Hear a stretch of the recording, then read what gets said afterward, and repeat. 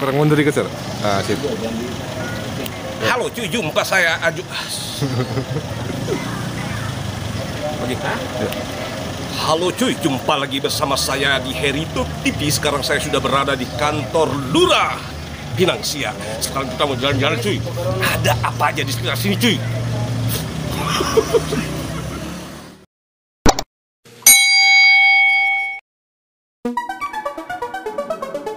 Halo cuy, Kelurahan Pinang Sia. Sejarah Jakarta ini asal-usul nama Pinang Sia oleh Nuruddin Abdullah. Bisnis.com Jakarta. Pinang Sia merupakan satu kawasan di Kecamatan Taman Sari, Jakarta Barat. Terletak strategis berdekatan dengan pusat pertokoan dan perdagangan gelodok. Sejak lama daerah tersebut menjadi tempat usaha kaum pribumi maupun para pendatang, khususnya orang-orang Cina atau etnis Tionghoa. Menurut sejarah, pada masa kolonial Belanda berkuasa di Batavia, Pinang Sia memang tumbuh sebagai kawasan bisnis yang sangat menopang pusat perdagangan gelodok. Namun seiring dengan perkembangan kota Jakarta, daerah-daerah lain seperti Jalan MH Tamrin dan Jalan Jenderal Sudirman juga menjadi kawasan bisnis, sehingga Pinang Sia mulai surut. Mengapa kawasan itu disebut Pinang Sia? Zainuddin HM menjelaskan dalam buku karyanya berjudul 212 Asal Usul Jakarta Tempo Dulu, setebal 377 halaman yang diterbitkan Ufuk Press pada 2012. Dijelaskan kemungkinan orang mengira di daerah tersebut dulu banyak tumbuh pohon pinang, padahal sama sekali tidak ada pohon pinang di sana. Adapun nama Pinang Sia itu konon diambil dari kata finansial atau finance, karena pada masa lalu tempat itu menjadi pusat keuangan dan di sana terdapat semacam kantor atau departemen keuangan. Selanjutnya, masyarakat pribumi dan orang-orang Cina lebih mudah mengucapkan kata finansial menjadi Pinang Sia. Hingga akhirnya tempat tersebut dikenal sampai sekarang sebagai Pinang Sia. Demikian asal usulnya cuy.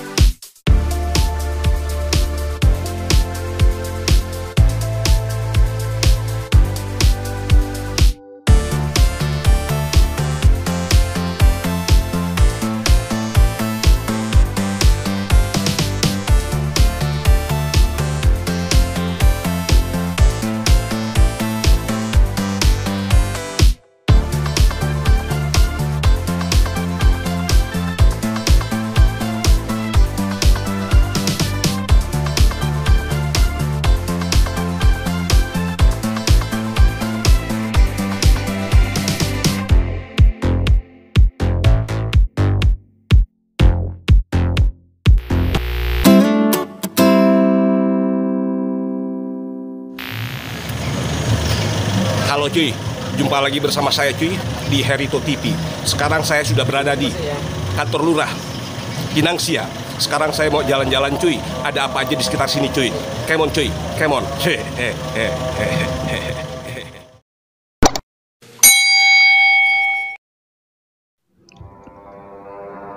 Halo cuy.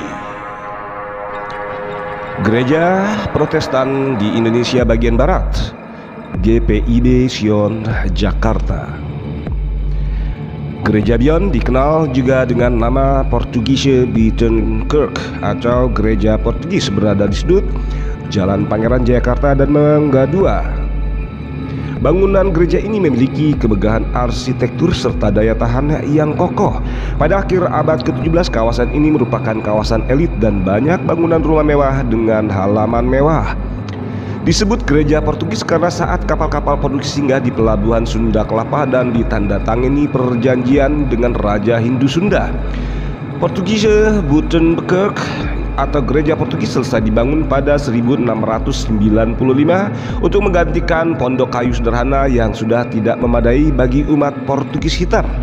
Peresmian gedung gereja dilakukan pada hari Minggu 23 Oktober 1695 dengan dihadiri Gubernur Jenderal Willem van Oudthoorn dan pemberkatan oleh pendeta Theodorus Zaas.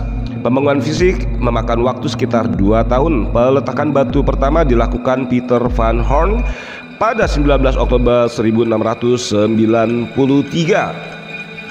Cerita lengkap pemberkatan gereja ini tertulis dalam bahasa Belanda pada sebuah papan peringatan sampai sekarang masih bisa dilihat di dinding gereja.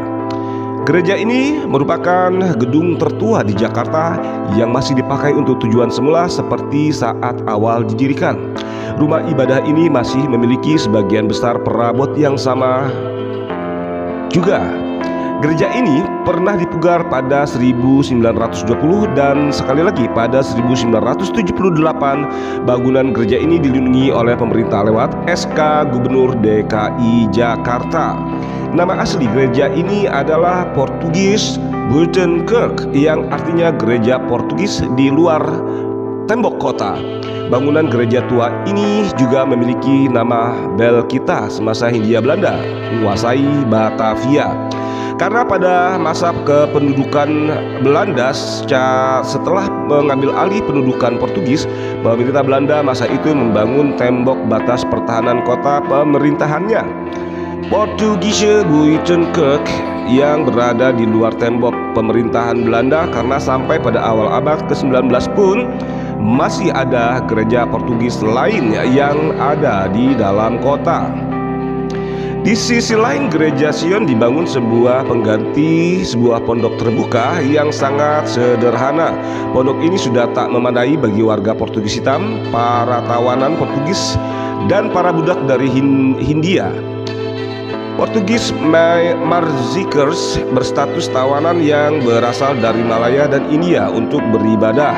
Sebagai tawanan mereka dibawa ke Batavia oleh VOC bersamaan dengan jatuhnya wilayah kekuasaan Portugis di India, Malaya, Sri Lanka, dan Maluku.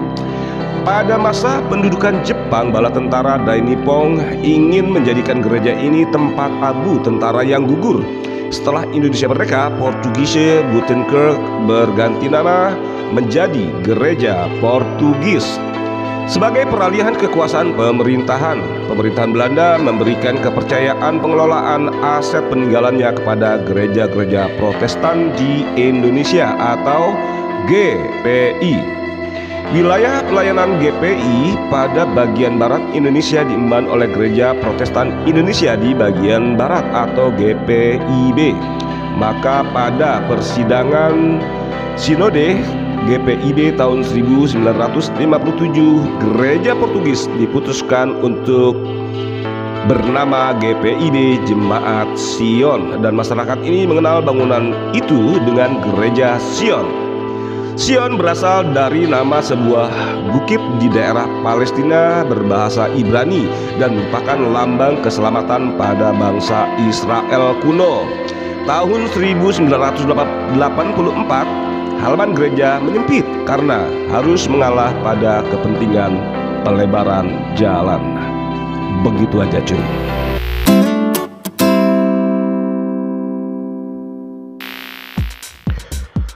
Halo cuy, hari ini dalam sejarah stasiun Beos diresmikan kini jadi Jakarta Kota. Penulis Aswab Nanda Pratama, editor Bayu Galih, kompas.com.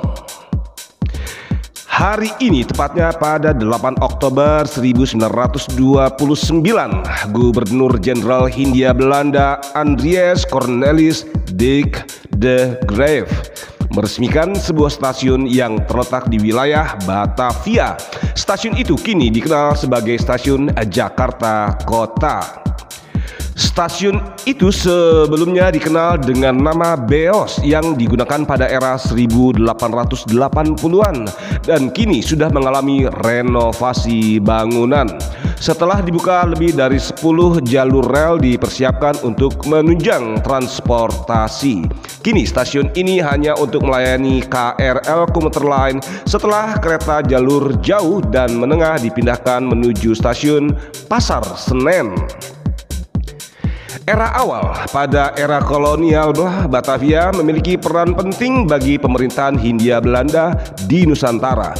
Hindia Belanda selalu memperbaiki sarana dan infrastruktur yang ada di Batavia.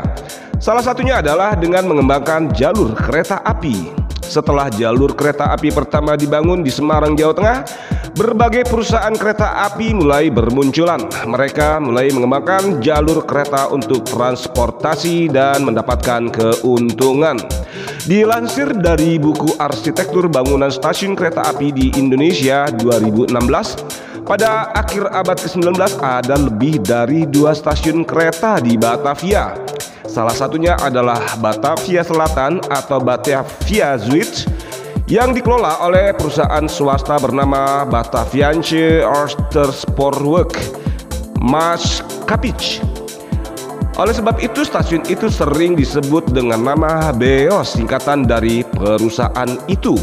Versi lain ada yang menyebut bahwa Beos diambil dari kata Batavia en omtrekens atau Batavia dan sekitarnya.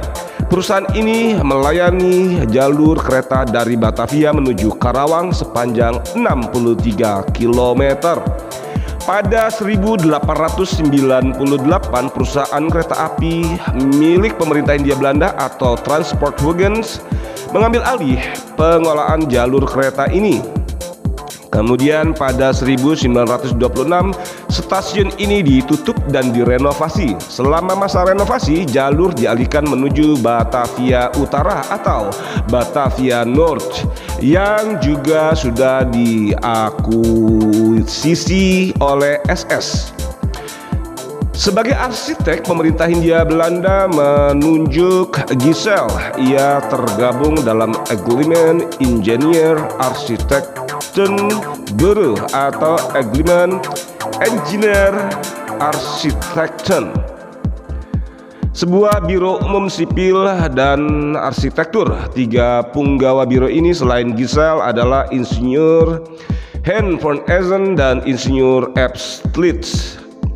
Akhirnya pada 8 Oktober 1929, Gubernur Jenderal Hindia Belanda Andries Cornelius Dirk de Graaf membuka stasiun baru. Karyawan kereta api bahkan mengubur 2 kepala kerbau sewaktu peresmian, yaitu satu di Stasiun Plains tanah lapang di antara jam dan pintu masuk utama, dan satu lagi di belakang bangunan baru. Pada 1993, Stasiun Jakarta Kota mendapatkan predikat cagar budaya setelah mendapat surat keputusan Gubernur DKI nomor 475 tahun 1993. Stasiun ini memiliki 12 jalur rel kereta api dan berada di bawah daerah operasi atau Daop 1 Jakarta. Dalam perkembangannya, setiap kereta api penumpang jarak jauh dan menengah yang semula berhenti di stasiun ini direlokasikan ke stasiun Pasar Senen. Selain itu, perjalanan kereta api lokal Daop 1 bagian timur dipindahkan ke stasiun Tanjung Priuk. Stasiun Jakarta Kota otomatis hanya melayani KRL Komuter Line lintas Jabodetabek. Begitu aja cuy.